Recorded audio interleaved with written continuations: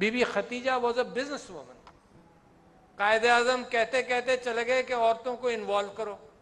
اب یہ پڑھا لکھا ایلیٹ ہے، آپ سب لوگ پڑھے لکھے ایلیٹ ہیں. یہ وہ پرانی دقیانوسی طبقے سے میں بات نہیں کر رہا ہوں، ان پڑھ کمیونٹی کے ساتھ بات نہیں کر رہا ہوں. بیٹے آپ کو عزیز ہیں، آپ کی بہویں اور بیٹیاں بھی اتنی ہی عزیز ہیں، مجھے معلوم ہے آپ کے دل میں اتنی ہی عزیز ہیں. Why are they not brought forward? کب آئیں گے؟ Quaid Azam kept on talking about it. سب کہتے رہے. میرے نبی صلی اللہ علیہ وسلم نے سب کو برابر کیا، سب سے بڑی کوشش یہی کی. Bibi Khadija was a business woman. وراثت کے حقوق اللہ نے دے دیے قرآن میں 1400 سال پہلے، اور انگلینڈ میں 1904 تک یہ تھا کہ the woman is the property of her husband or her brother or her father. نہ اس کی انڈیپینڈنٹ انکم ہے، نہ اس کی کوئی وراثت ہے. یہ 1904 تک تھا، اور آپ 1400 سال پہلے سے وہ جھنڈا اسلام کا لیے ہوئے تو ہیں، جذباتی ہو جاتے ہیں ہر بات میں، مگر جو اصل حقیقت معاشرے کو بدلنے والی ہے وہ آپ کرتے ہی نہیں ہیں. You know how much it would add to the GDP if women are involved in business and everything. ایک تو ڈیسیشن اچھے ہو جائیں گے کیونکہ آپ لوگوں کے 70 سال کے ڈیسیشن مردوں کے بہت اچھے نہیں ہیں. اگر غور سے دیکھیں تو ملک کی تاریخ کی خرابی جو ہے اس کے اندر ڈیسیشن میکنگ خراب ہے.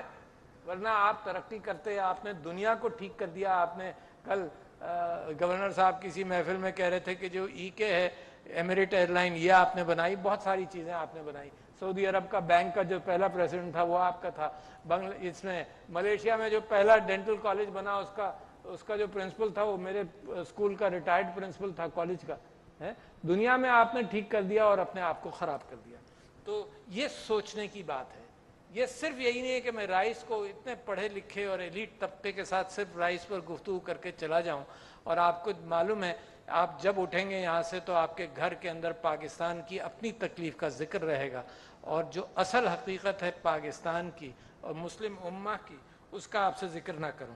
تو میں آپ سے یہ کہہ رہا تھا کہ look at possible JVs in this area. اور دوسرے یہ کہ آپ نے ایک بڑا اچھا آئیڈیا بریانی فیسٹیول کا دنیا کے اندر شروع کیا. دس از ویلیو ایڈیشن. اچھا کیوں ہے ویلیو ایڈیشن؟ آپ یہ دیکھیے آپ کا مقابلہ کدھر ہے.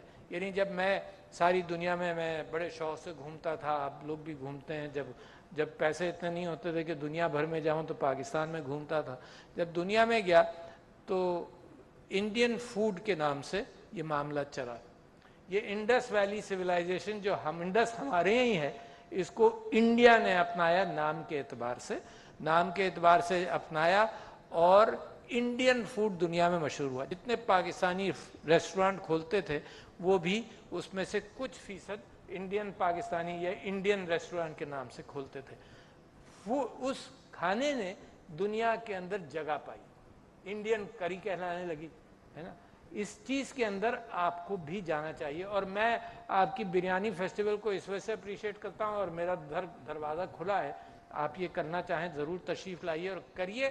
کیونکہ ہم نے مینگو فیسٹیول کیا، ہم نے اورنج فیسٹیول کیا، اور اس کے اندر جتنے ڈپلومیٹس تھے ان کو بھی آپ انوائٹ کیجئے. پھر مینگو فیسٹیول کے اندر میں نے یہ شروع کیا کہ جتنے پریسیڈنٹس ہیں اور بادشاہ ہیں دنیا کے جہاں اس کی اہمیت ہو سکتی ہے، including Prince Charles and he has always recognised it, ہم نے ان کو اچھے آم بھیجے. ہم نے کہا یہ سب سے سستا طریقہ ہے کہ اپنی چیز کا مزہ دوسروں کو بتائے. یعنی ویسے میں جتنے خط لکھوں کہ جی ہمیں چاہتے ہیں کہ export relation who, that wouldn't have an effect. Every one of these people have recognized that. And I recently received a letter from the President of Bangladesh. میں حج پر ان سے ملاقات ہوئی.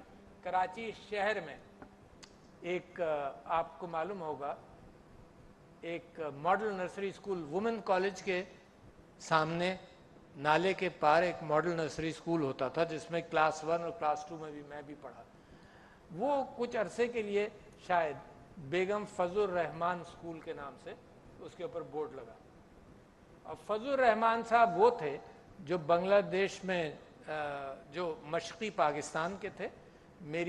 ان کی بیوی میری والدہ کی دوست تھیں. ان کے یہ جو دونوں بیٹے تھے جن کا میں آپ سے ذکر کرنے والا ہوں، یہ میرے بڑے اچھے دوست تھے. اور میری ماں نے اور انہوں نے بڑا کام کیا، ایک تو سر سید یونیورسٹی بنانے کے اندر، اور پھر ماڈل نرسری اسکول اور اسکولوں کے معاملے